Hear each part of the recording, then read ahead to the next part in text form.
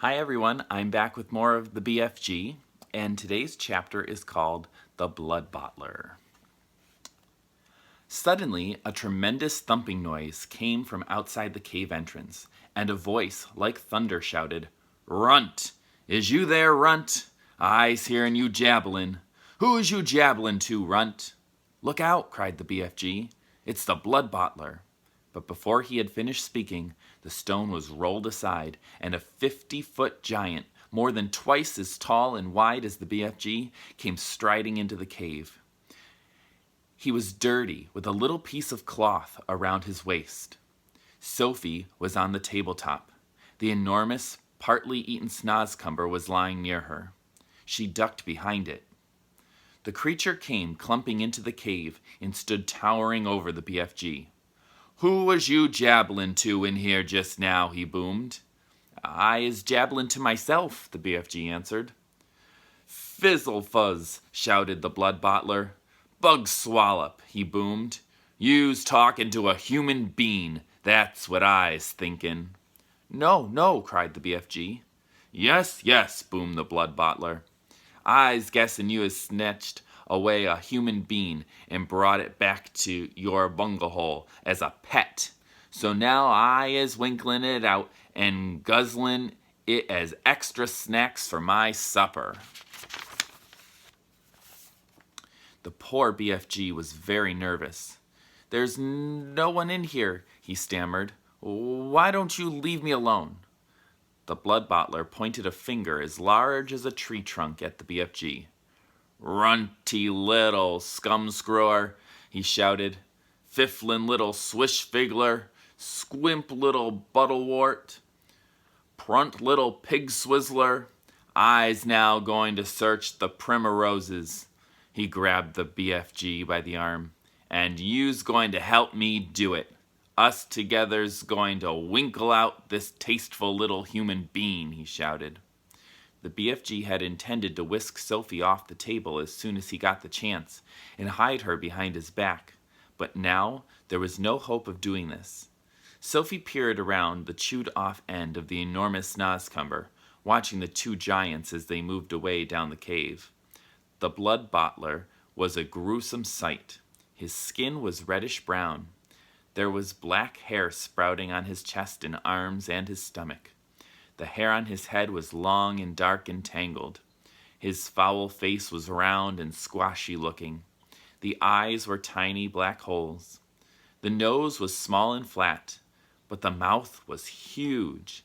It spread right across the face, almost ear to ear, and it had lips that were like two gigantic purple frankfurters lying one on top of the other. Craggy yellow teeth stuck out between the two purple frankfurter lips, and rivers of spit ran down over his chin. It was not in the least difficult to believe that this ghastly brute ate men, women, and children every night. The Blood Bottler, still holding the BFG by the arm, was examining the rows and rows of bottles. "You and your pibblin' bottles," he shouted. "What is you puttin' in them?" "Nothing that would interest you," the BFG answered.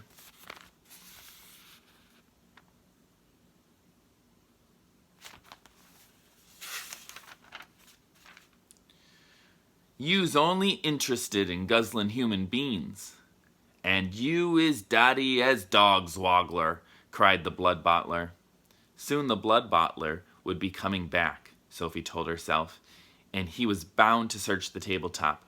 But she couldn't possibly jump off the table. It was 12 feet high. She'd break a leg. The snozcumber, although it was as thick as a perambulator, was not going to hide her if the Blood Bottler picked it up.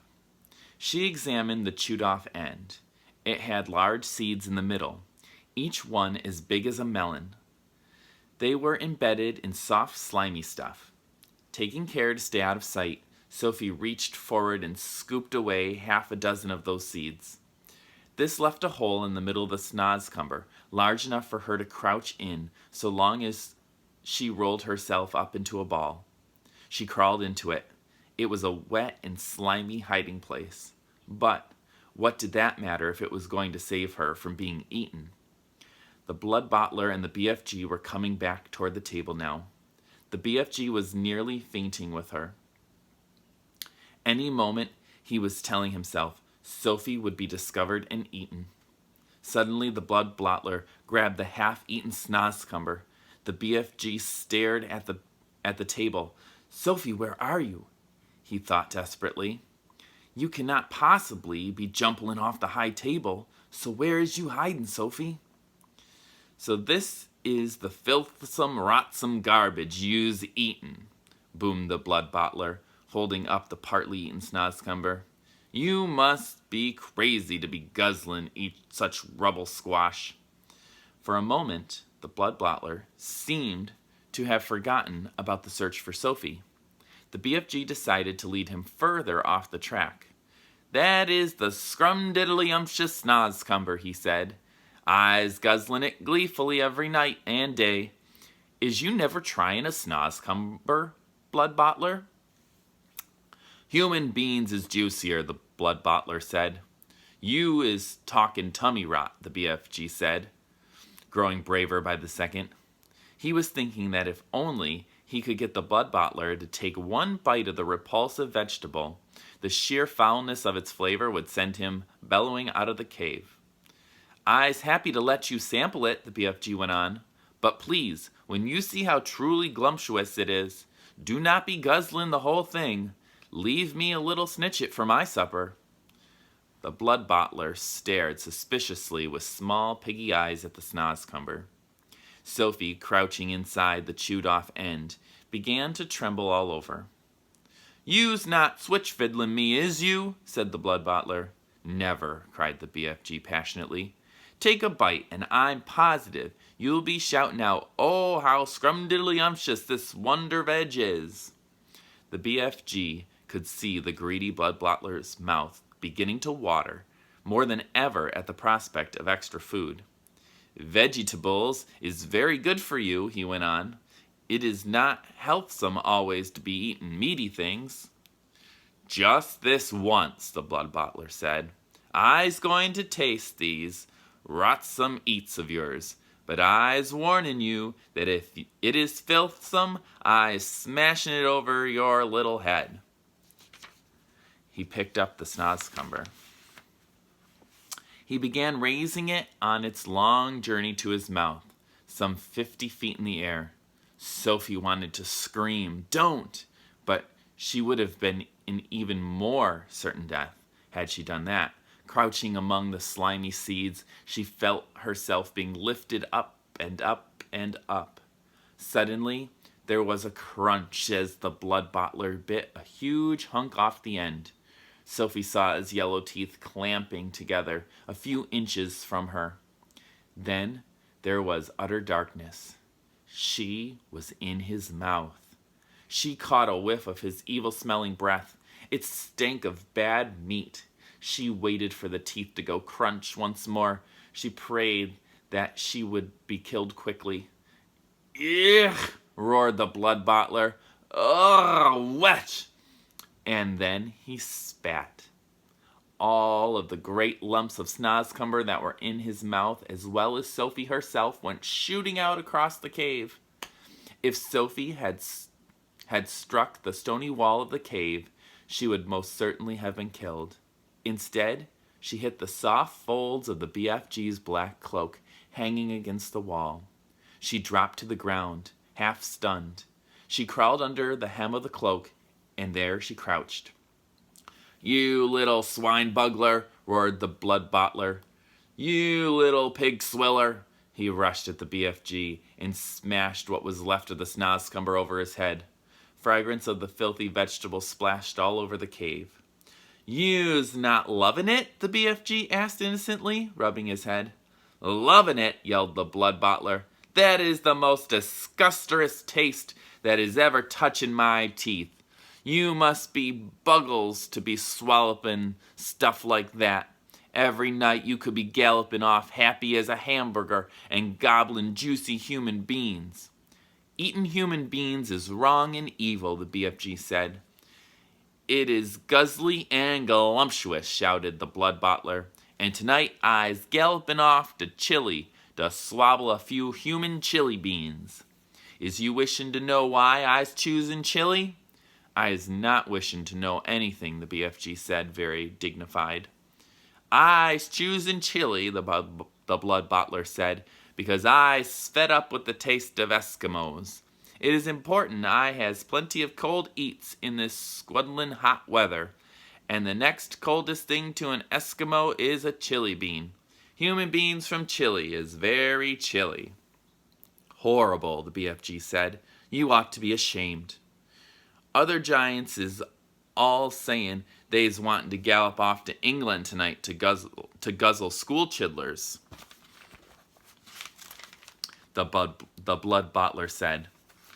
I's very fond indeed of English school chidlers. They has a nice inky booty flavor. Perhaps I will change my mind and go to England with them. You is disgusting, the BFG said. And you is an insult to the giant peoples, shouted the blood bottler. You is not fit to be a giant. You is squinky little squiddler. You is a pibblin' little pitsqueak. You is a cream puff nut. With that, the horrible, blood-bottling giant strode out of the cave. The BFG ran to the cave entrance and quickly rolled the stone back into place. Sophie, he whispered.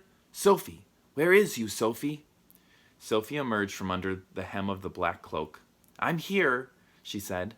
The BFG picked her up and held her tenderly in the palm of his hand.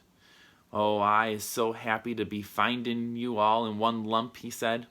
I was in his mouth, Sophie said. You was what? Cried the BFG. Sophie told him what had happened. And there I was, telling him to eat the filthum snozcumber, and you was in there the whole time? The BFG cried.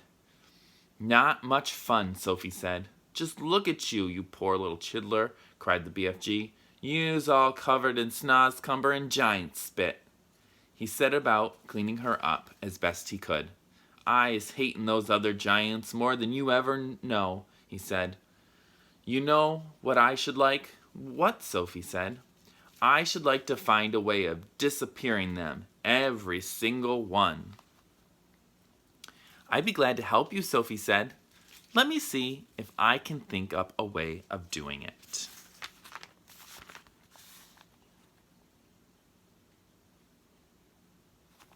And that is the end of our chapter. So, Sophie likes the idea of the BFG doing away with the other giants, and so she says she's going to think on that and perhaps come up with an idea of how they could solve the problem of the other giants. The next chapter I'll be sharing with you is Frobscottle and Whiz Poppers. So stay tuned, because that is a very funny chapter, and I look forward to reading it with you. I hope you're having a great day as always, friends, and I'll see you back here soon. Bye-bye.